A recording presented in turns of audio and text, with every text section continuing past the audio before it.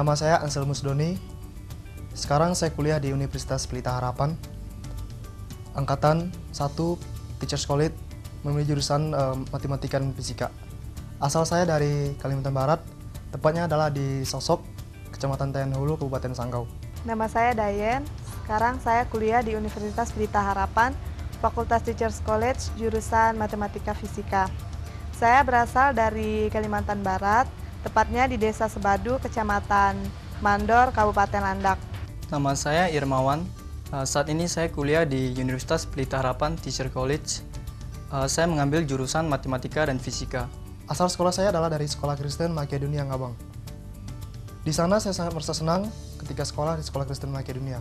Di sini kami diwajibkan untuk tinggal di asrama, mulai dari pelajar kelas 1 SMP sampai kelas 3 SMA.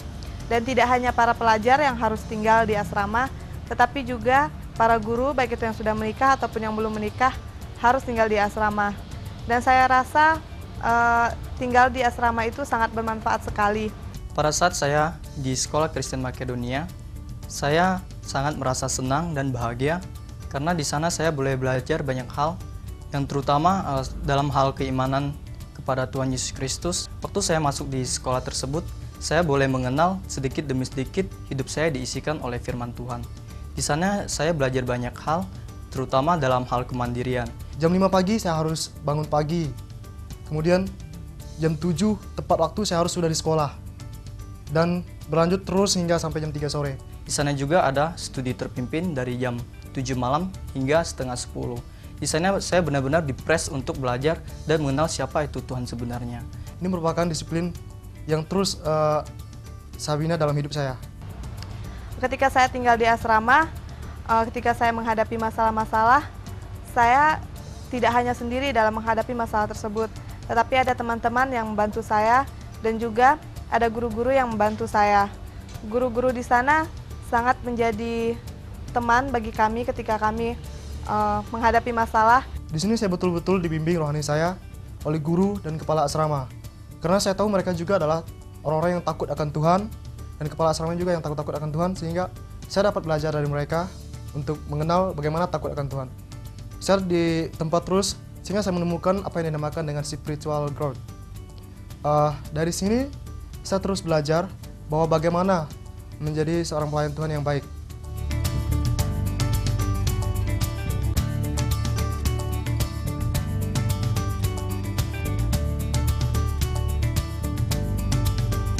Dan saat ini saya merasa sangat bersyukur sekali saya bisa sekolah di Universitas Pelita Harapan. Saya rasa ini merupakan suatu anugerah yang sangat besar dari Tuhan dalam hidup saya. Semua ini berjalan sesuai dengan apa yang Tuhan rencanakan bagi hidup saya. Saya tidak menyangka bisa kuliah sampai di UPH. Semua ini adalah hanya karena anugerah dari Tuhan yang boleh Dia berikan kepada saya. Oleh sebab itu, saya boleh menggunakan kesempatan ini yang sangat besar bagi hidup saya untuk dapat mempermuliakan namanya melewati anugerah yang telah Dia berikan kepada saya.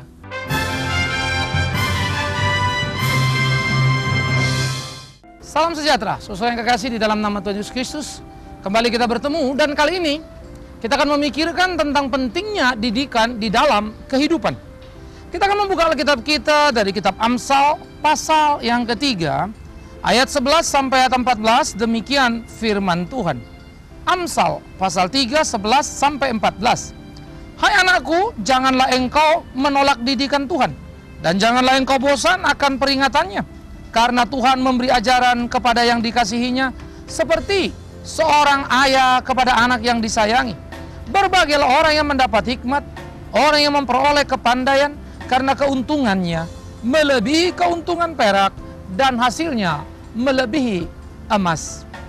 Saudara-saudara, ada sebuah ucapan besar dari seorang guru besar, Konghucu.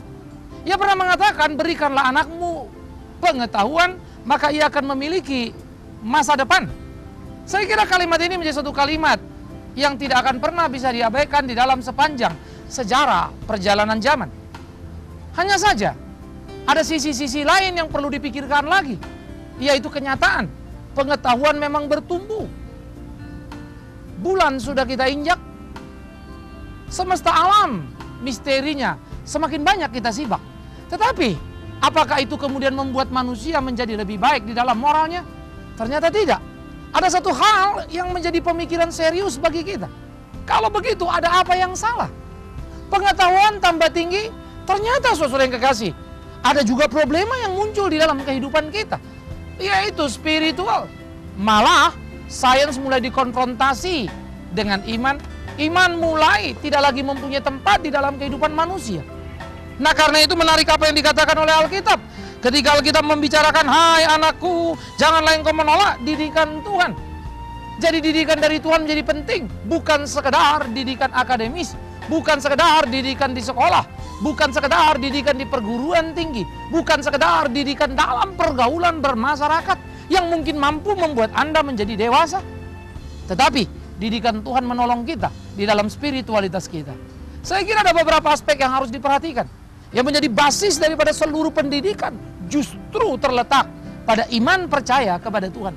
Sejauh mana kita percaya kepada Dia, sejauh mana kita mengerti kehendak Dia, maka di situ kita akan menemukan tujuan hidup dan tanggung jawab hidup.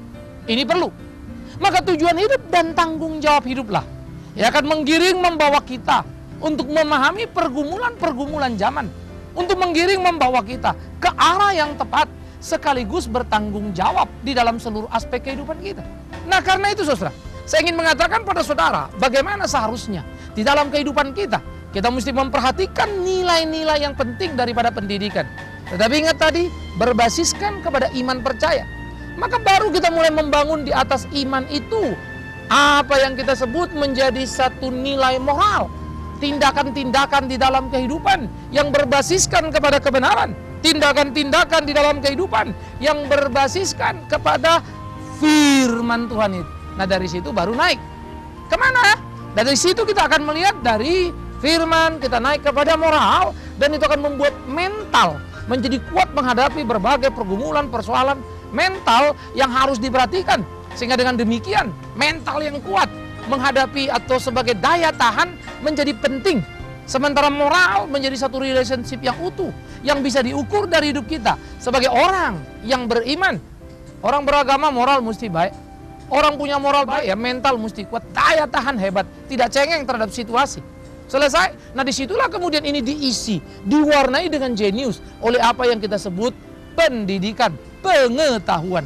Sehingga dengan demikian pengetahuan kita akan menjadi pengetahuan yang bertanggung jawab, pengetahuan yang tidak merusak, pengetahuan yang justru memelihara alam semesta, bukan mengeksploitasinya.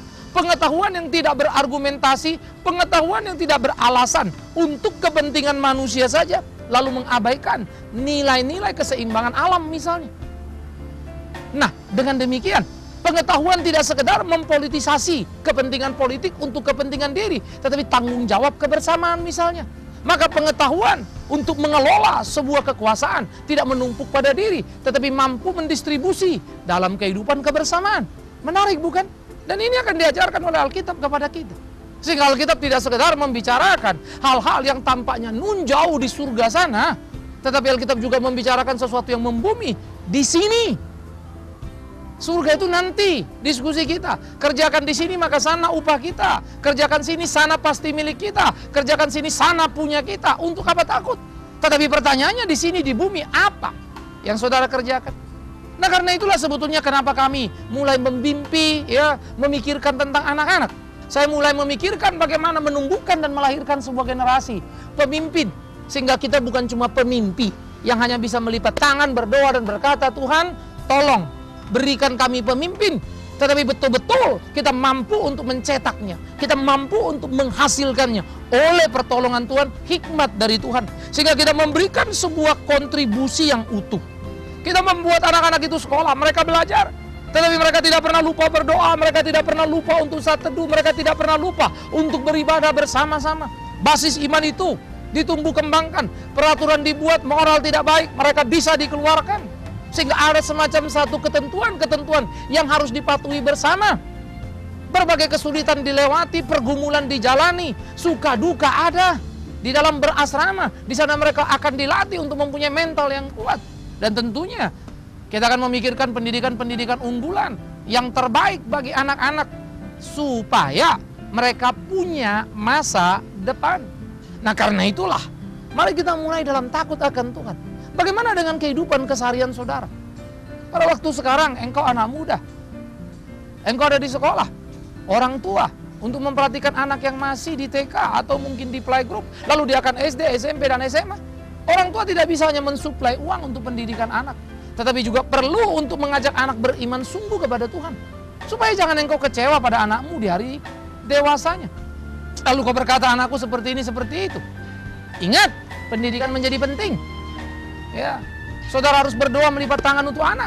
Tetapi ingat, saudara juga perlu untuk ambil bagian. Bagaimana menolong anak bertumbuh di dalam kehidupannya. Saudara tidak bisa lepas tangan dan mengantar dia ke sekolah, selesai semuanya. Salah, itu tidak benar.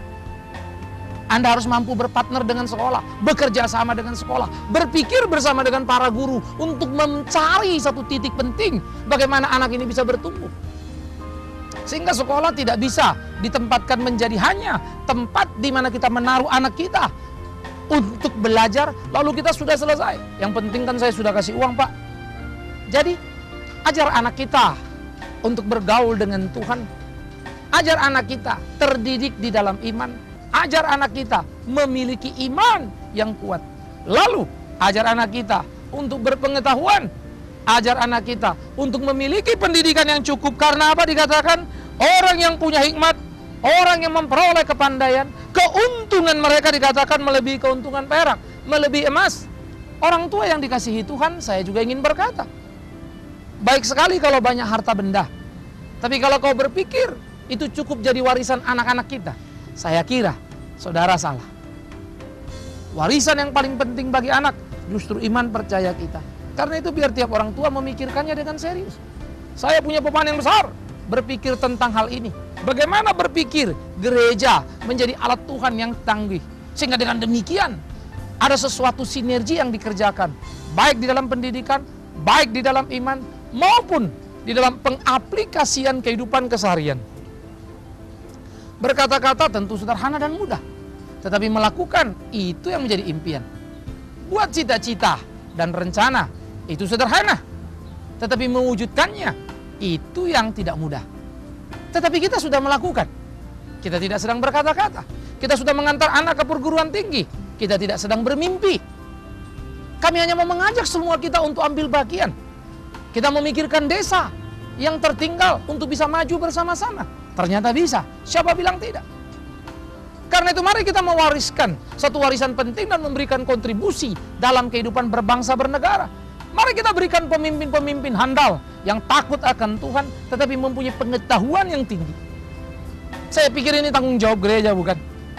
Kalau kita berkata, wah sekarang susah cari pemimpin yang bisa dijadikan model, oke. Kalau kita berkata sekarang, wah pemimpin banyak yang korupsi, oke. Kalau kita sekarang berkata, wah pemimpin cuma mampu berjanji, oke. Pertanyaan saya, apa solusinya? Maka jawaban saya, mari kita kerja. Tidak ada yang bisa lebih daripada itu. Tidak ada jalan keluar lain kecuali melakukan apa yang menjadi kehendak Tuhan di dalam kehidupan. Melahirkan generasi untuk bisa menciptakan pemimpin-pemimpin unggul yang beriman kuat. Moralnya baik, mentalnya teguh, kuat bertahan, pendidikannya tinggi, ilmunya tinggi. Bisa menjelajah banyak tempat, menggapai tiap sudut. Sehingga melahirkan sesuatu pengharapan akan masa depan. Dan itu bukan mimpi. Sekali lagi bukan mimpi. Sekali lagi bukan mimpi. Tetapi mungkin. Tapi ingat saudaraku, tanggung jawab ini menjadi milik kita bersama. Nah kalau Tuhan sudah mewariskan kepada kita pemikiran-pemikiran penting di dalam kehidupan kita, apakah yang kita takutkan lagi? Saudara-saudara, ini perlu. Yesus Kristus Tuhan adalah orang yang berhikmat luar biasa, mampu berdialog, berbicara masalah-masalah sosial, masalah-masalah isu politik, pertanyaan-pertanyaan yang sangat taktis, politis, licin untuk menjebak, bisa dilewatinya dengan baik. Dia mampu berbicara dengan para petinggi istana, dengan para raja, tetapi dia juga bersahabat dengan orang-orang susah, janda miskin, bahkan orang-orang yang ada di bawah dan terpuruk ditolak oleh masyarakatnya. Dia bisa sederhana untuk memeluk anak-anak dan berbicara dengan mereka. Tetapi dia bisa sangat tinggi untuk membereskan segala teknik-teknik diplomasi yang ada. Wow, bukankah itu menarik? Dan moralnya tentu saja kita sudah mengetahui. Bagi dia hidup bukan untuk diri, tapi hidup untuk mengabdi.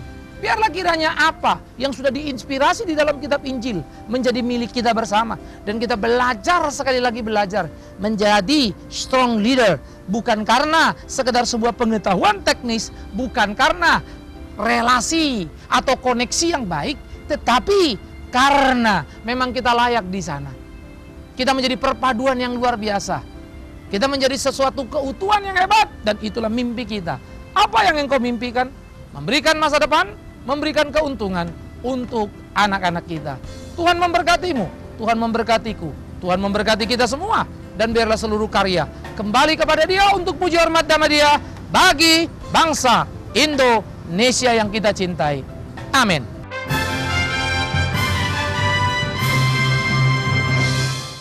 Saya ingin bercita-cita kembali ke daerah asal saya. Saya ingin membangun daerah asal saya. Daerah asal saya sangat jauh dibandingkan dengan Pulau Jawa untuk standar pendidikannya. Masih banyak orang-orang yang belum mengerti betapa pentingnya pendidikan itu. Orang-orang di daerah saya memiliki semboyan, kalau sekolah semangkuk, tidak sekolah juga semangkuk. Dan saya ingin agar mereka tidak memegang kembali semboyan itu. Untuk itu, sesuai dengan kuliah saya di UPH yaitu menjadi seorang guru, saya ingin kembali ke daerah saya dan ingin meningkatkan pendidikan yang ada di daerah saya. Dan saya bercita-cita juga mereka boleh mengenal siapa Tuhan sebenarnya. Karena saya mempunyai suatu ayat pegangan yaitu takut akan Tuhan adalah awal dari pengetahuan. Jikalau mereka tidak takut akan Tuhan, itu mustahil bagi mereka untuk mendapat suatu pengetahuan. Tentunya yang saya lakukan ini adalah hanya oleh karena anugerah Tuhan. Dan saya harus bisa melihat diri saya terlebih dahulu, baru saya bisa mengajar anak-anak diri saya nanti. Nah, untuk itu saya juga memberi motivasi kepada teman-teman semua, supaya teman-teman semua mengerti bagaimana melayani Tuhan dengan baik. Nah, dengan demikian, apa yang kita lakukan, hendaklah semuanya kita serahkan kepada Tuhan. Antara kita mengenal pengetahuan di dunia ini dengan kita mengenal Tuhan, itu harus seimbang.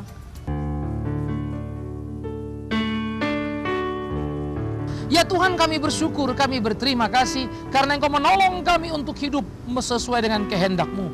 Engkau memberi kami arah hidup, Engkau memberi kami harapan hidup. Terima kasih. Karena itu kami berdoa ya Tuhan, ajar kami di hidup kami melakukan apa yang menjadi kehendak Tuhan sehingga hidup kami menyenangkan hati Tuhan. Di dalam nama yang ajaib Yesus Kristus Tuhan kami berdoa, kami bersyukur. Amin.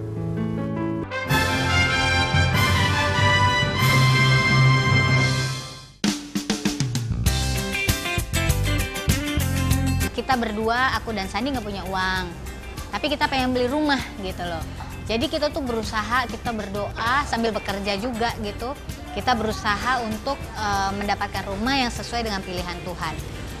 Dimana kita cuma punya duit itu secukupnya aja untuk sehari-hari.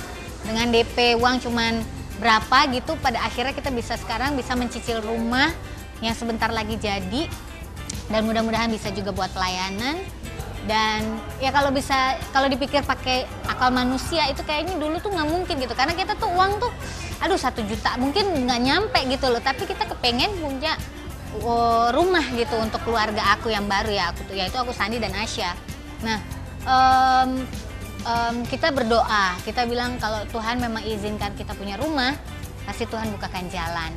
Ya udah, akhirnya kita bisa ketemu rumah yang mau dibayar dengan nyicil, karena kita memang mampunya seperti itu. Dan puji Tuhan sampai sekarang Tuhan berikan berkat untuk membayar cicilan berikutnya sampai sekarang.